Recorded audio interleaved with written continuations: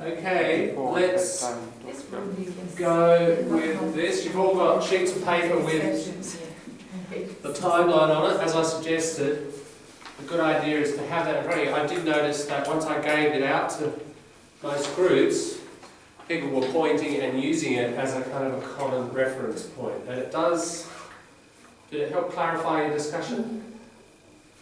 Yeah, it's just, it's physical there, isn't it? You've got something to put as a foundation for your thinking. So do that on your own, privately when you're writing. Whether it's in assessment or otherwise, it's a useful technique. And it's, look, that principle of making the mental physical, not just in this instance, I'll try to, when other examples come up, demonstrate that. It's just really useful as a learning tool. I mean, one really basic thing, you learn music, okay, you've got to keep the beat. 1, 2, 3, 4, 1, 2, 3, 4, 1, 2, 3, 4. Look what I'm doing, I'm clicking my fingers, aren't I? I can count it in my head. But if I try to play to that in my head, at least when you begin, it's harder. But if you've got something doing it, some part of your body, think of when we were learning English rhythm, yeah? Remember that clapping? That's basically what we're doing. Until you internalise it and it's strong, you've got to have that physical support. Same here. So we've already started to use this principle, but it's an important self-management principle generally for learning. If you can, and look, language is very abstract, and a lot of the time it's mental, isn't it? So it's not like learning a sport like soccer or something, which is just physical, not totally a strategy, which is mental. But you actually have to do a lot of work to try to make it physical. So draw little sheets. Another example. I'll just give you another example of this while we're at it. Spelling. Oh, you're writing in your assessment. Separate. Separate. You've written your sentence. Then you think, is that the right spelling? Trying to remember. Now you can just do it mentally, but I would suggest you get a bit of paper and you write separate. Separate,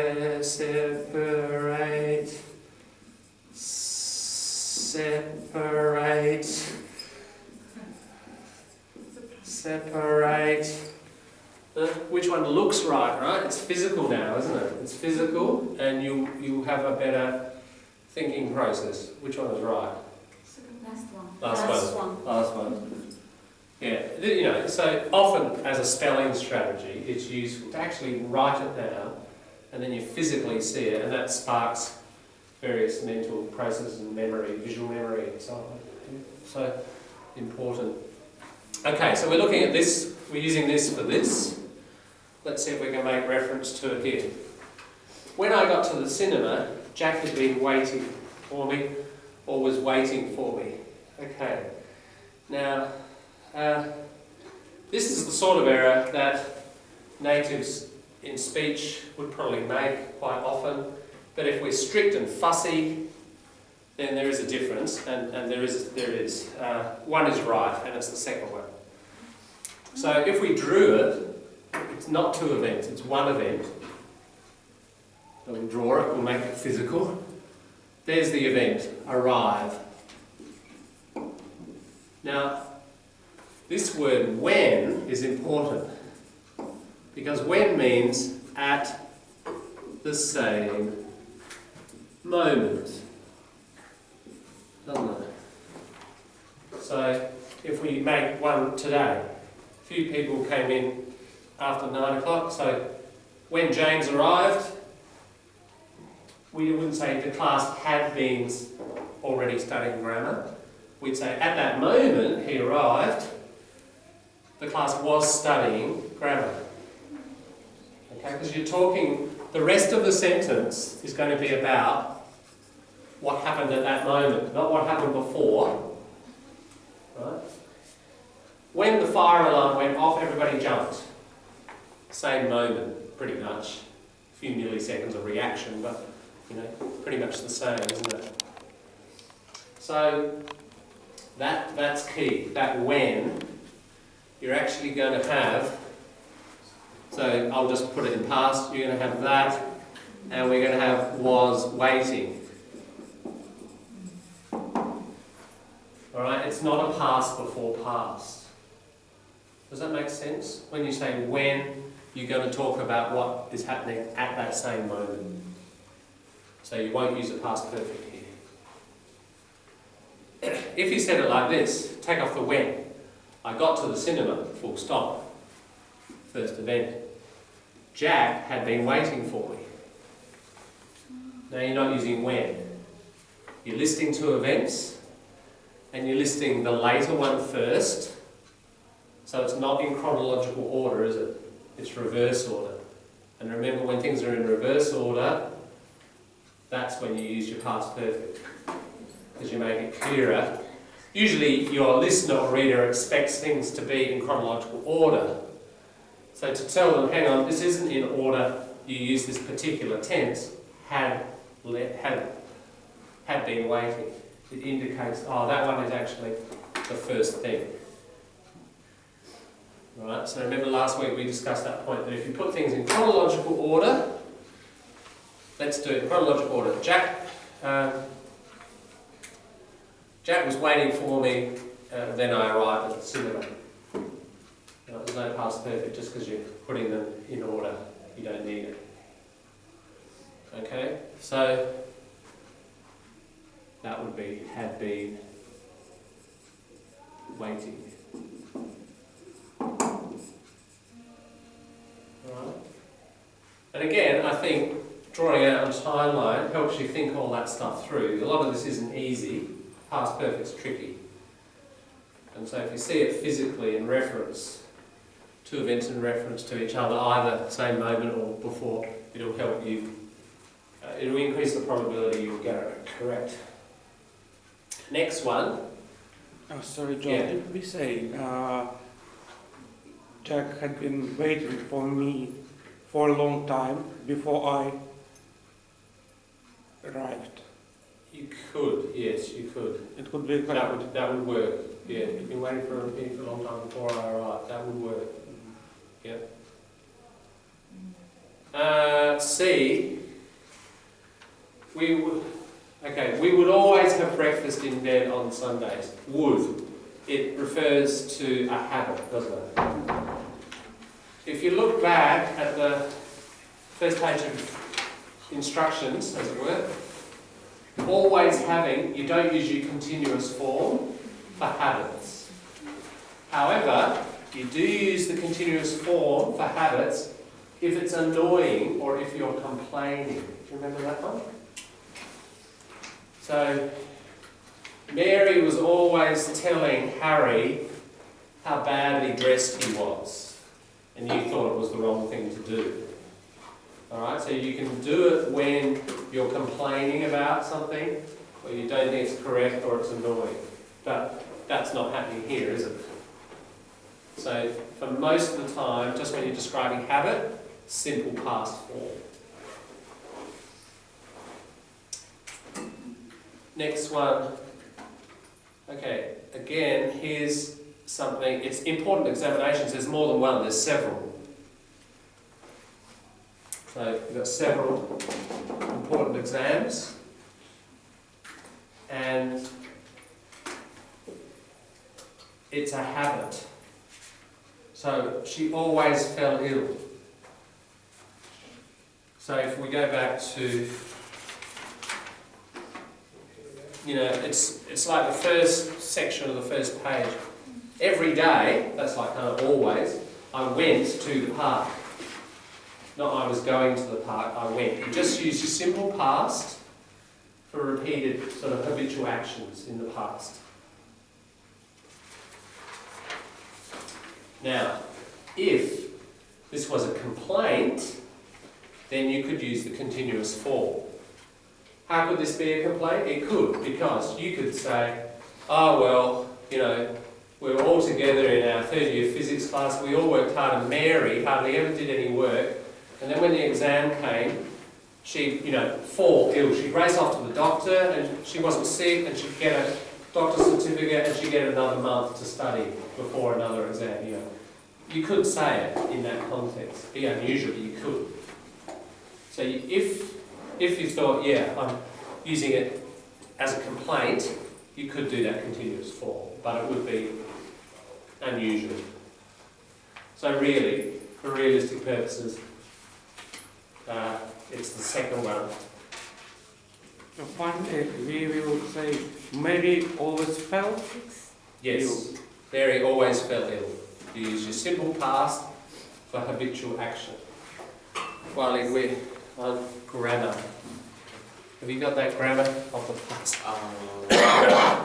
Of the past tense? And we're on exercise 6. And in C sentence, we would always have. We would always have, that's right. Not we were always having, because you don't use your continuous form for habit unless it's a complaint. Actually, I don't think it's a habit, it's a repeated action. Uh, Falling to yield. well, no, it's like it's your habit on Sunday. Oh, that one. Yeah. Okay. It's a repeated action and non-criticism. It's not a criticism. Not criticism. No, it's not. I mean, it's unlikely to be a criticism. Yeah. So which one would you put it under, James? Which category? Yeah. No, but which category of theory here on the front? It's the repeated actions. Criticism. It's not really. Well, okay. Yeah. Look, if you meant that as criticism, like she was always falling ill and we didn't believe her, Yeah. absolutely, you'd be right. Continuous form is okay. Yeah, that's what I said. But if you were just meaning as a description, you thought she really was sick, you wouldn't use the continuous form. We cannot say this sentence is like a complaint or... You can, you could say it as a complaint. If you do mean it as, that's my point, if you do mean it as a complaint, then you can use the continuous form. So we can put both of them now. You could, but the first form would be, less common, wouldn't it? Yeah. E. My sister used to own a motorcycle and sidecar, because own is a stative verb, and you can't say would own. You can say she would ride on her motorcycle every day to university, because ride is a dynamic verb. But own, you can't. You've got to say used to. Is that clear? Yes. Now, if you're looking at your list and you can't find own in the stative verb, I don't know, is it there? Yes. Good, all right. But as I said, those lists are not perfect. There are a number of stative verbs in English that won't necessarily be captured by those lists. That's why I gave you about 3 of them, because different resources capture some, but I've never seen a list that gets every single one. As I said, if I'm still teaching in 2038 and you find a list, send it to me.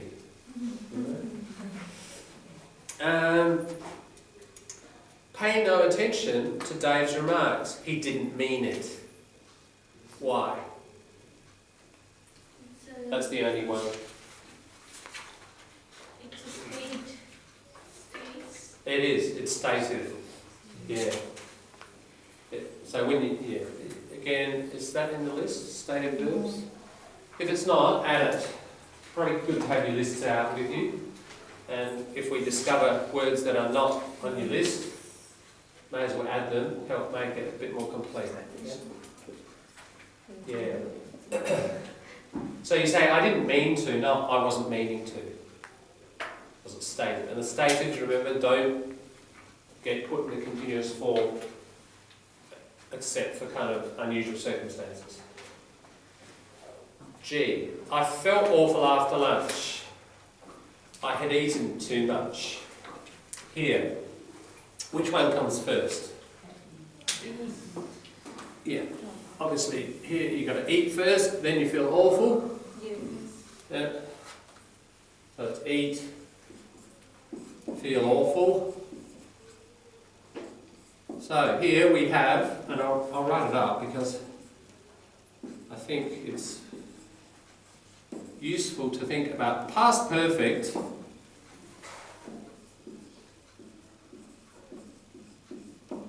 another way of thinking about past perfect is it is the past before past. That's a very useful way, if you don't know that already, of thinking about the past perfect. It is a past event before another past event. So when you've got this structure, this situation, then you're probably going to use a past perfect. Here we've got a past event, feel awful. But we've got a past event before a past event, haven't we? So that's going to be, we had eaten. We need the past perfect here. Right. If you said I ate too much, then it would be I felt awful, I ate too much. That would mean I felt awful, but even though I felt awful, I then ate too much. That's not what the person means. Or can I say because I ate too much? Because. Yeah, because I had eaten. Oh. Now, natives, a number of natives will say exactly what you said. Mm. So if you think of your native language, you've got the rules, and then you've got the natives being naughty and breaking the rules, haven't you? Yeah. I mean, language flows. I mean, you know, there are rules and then there are human beings. Yeah? And what do human beings do with rules? And what should we do? Yeah? So, there's kind of, an error, you know, this is about seriousness of error, isn't it? Remember that diagram? We could kind of draw another one of errors, and we can have like serious. And look, there are errors that natives make. And they're sort of like that. There's a bunch of errors that natives make, but they're kind of light errors, you know, because lots of people make them. Not all. If you're more educated and you read a lot and you just absorb a lot of formal speech, then you'll probably be more accurate. So, depends. There's sort of a strange sort of undefined boundary. Those are kind of, no, shouldn't do those. But these ones are kind of, okay, half okay. Now, of course, these errors, if they're in speech or if they're in writing, where do they feel worse?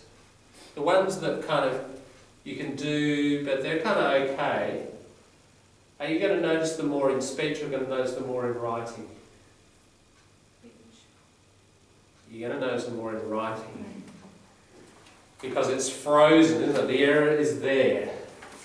And the reader's got time. Oh, look, that's not the right tense. But when somebody speaks, you're probably thinking about what they're saying, and these little minor errors sort of go past on the wind and get blown away. You don't really notice it. So that's why they kind of get accepted by other natives. But you put it down, freeze it, and put it in writing, some of those ones, though there's sort of a bunch here that, you could get away with them in writing, but those ones, they just look bad in writing. Now that, I'm sure, if you think, you're probably thinking now of your native language and the same sort of errors. Same principle, isn't it? So, it's a grey area. What's wrong with writing language? There's no line. But you've just got to be aware of that spectrum.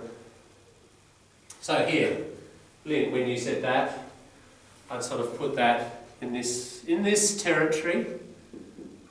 Probably depends how fussy the reader is. The reader might look at, actually, it should be, This happens, I'll just say, this does, certain families of error, like the past perfect, is a classic one, where natives will probably make more errors than, say, like the present perfect or other things, because it's a bit more complex, isn't it? So even natives lose control of this. And some conditionals, like third conditionals and mixed conditionals, especially when we get to them, definitely up in this territory, more errors. But your first and second conditionals are kind of not so many errors. Sorry. So that Lynn's example, so because couldn't be a time indicator?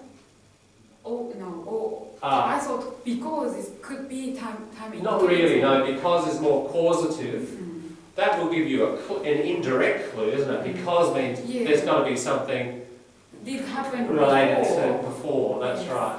But it's not an explicit time indicator. Time indicator usually before or after. That's right, Or anything. yeah. So we're talking about explicit time indicators rather than implicit ones. Mm.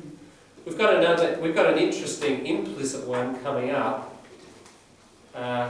that in I, but we'll get to that in a second. Okay, H. What do you think?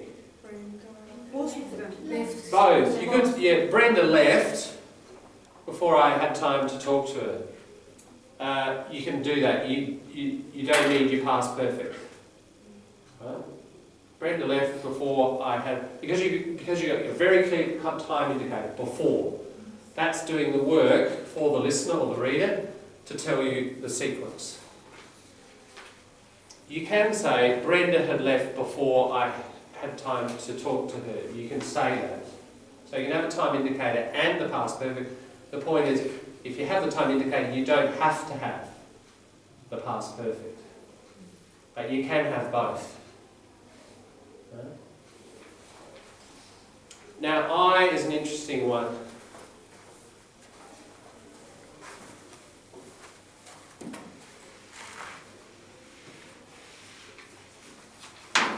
And that first sentence is critical. It is, there are two events. Why? Yeah, good question. Just one. Why? It's hidden. One of the events is hidden and implicit. Explanation. Yeah, Is last one. that's right. So there's some action there, isn't there? There's some event. And we actually don't know what that event was. Mm-hmm. But it says the explanation. Which way are explanations in time? Are they after or are they before? Before. An explanation is about cause, isn't it? Cause has to be, at least in this universe, earlier in time. So we've got the cause here, or the explanation. Now, therefore, the verbs in the explanation are past before past, aren't they? We've got a past event, we're going to explain it. So we're going to talk about past events before a past event. Even though we don't know what that past event is, explanation of what? We don't know. So, in 1871, HMS. As soon as you say HMS, Her Majesty's Ship. Alright? And in Australia you see HMAS, Her Majesty's Australian Ship. Sorry? Her Majesty, every time I say Her Majesty I have to salute. Her Majesty, so in Britain, all ships, or is it just military ships? Military, I think. Her Majesty, the Queen, or His Majesty if it's King. So that's property of Queen. Yeah, I guess she owns it. Yeah, Her Majesty's. Yeah, that's right. There's a little apostrophe S there. I guess she could sell it on eBay if she wanted to. Yeah, ship. Now, then in Australia, HMAS, Australian. Mm-hmm. That means it's Australian, but Queen still owns it. Okay. Yeah. So whenever you see that, you see that and then you see the name of the ship, Sovereign. In 1781, HMS Sovereign, on her way back from India, had sighted. Mm-hmm. We have to have had here, don't we? We have to have had sighted because it's our past perfect. Because this sentence is past before past explaining this other past event. Had sighted an empty boat drifting off the African coast. Yeah. Does that make sense? No? No? Because it has a time indicator Where? in 1781. Ah, okay. Yeah, it does. But, Because it's in the past. yeah. On But her way okay, that's an absolute time indicator. It's true, it's a time indicator, but it's an absolute one. It's not relative. What we need is relative time indicators. Before, after, afterwards. Because it's Right. on here way Marley, back. is this clear? Just this point. Yes. Time indicators are of two kinds. Absolute, 1781, 1969, etc. Before or after. They're kind of irrelevant in this. What we need is we've got two past events. We need to show the relationship between them, and therefore relative time indicators are the key. Before or after is what we're looking for, those sorts of indicators that show us the sequence, the relationship between the two events. There is no such time indicator in these two sentences. Alright, so just having an absolute time indicator doesn't help us get away from the need for the past perfect. Yeah. Let's see if we come up against another one example as we go. Yeah. Sorry, John, the still event is, we are not clear. That's What right. event? Yeah, no, we're not. Let's try to figure out what could it be. Let's use our imagination. This bit is, there's this old, exploring ship or whatever, or it's probably a trading ship, isn't it? Coming back from India, sees an empty boat drifting off the African coast. All right. How is that an explanation? What sort of event could have happened? Come on, novelists, script writers, film writers, give us a good story. Captain Grant was sitting in the boat. Ah, right. So it wasn't really empty, Pavel. He was kind of under the canvas. It was ghost. It was a ghost, right? Okay. Okay. So the ghost comes out of the boat, Yeah. gets onto the ship, and destroys the whole crew. Right? Okay. So it's the destruction of HMS Sovereign. Right? That's the later event. Let's just imagine. Okay. Yeah. But we don't know what it is. But it doesn't matter because it's an event. And we know that, doesn't matter what that event is, we know this bit is the explanation. And therefore it has to be earlier in time. And therefore it's a past before a past. So it doesn't really matter about our knowledge of this. The sequence is the key.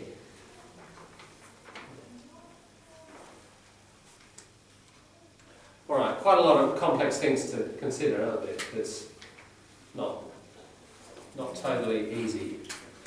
I appreciate that. Last one. Pauline has changed a lot. She didn't always used to look like that. And Pavel, you got that one right. Why?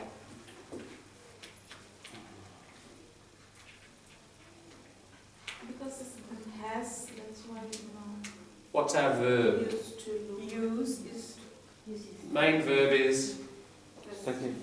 exactly look. It's stative, isn't it? She looks like her mother. You don't say she is looking like her mother. Right? You use your simple form, not the continuous. And if you put it in the past, she looking at a very old photo, a previous generation, she looked like her mother, not she was looking like her mother, because it's a stative verb.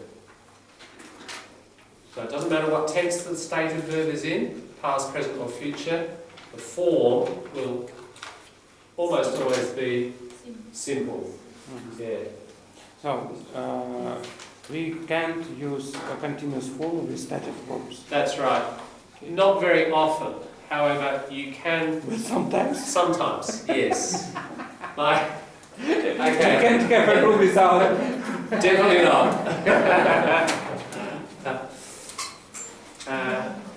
Sometimes I think some of these English rules were invented by the upper class in the British Empire just so they made sure that non-natives could never learn English perfectly, so that they could always tell if there was a spy from another country. Yeah? However, there are possibilities where you can use it. Next time you walk up Hindley Street, you go past McDonald's, have a look at the advertising. I'm loving it.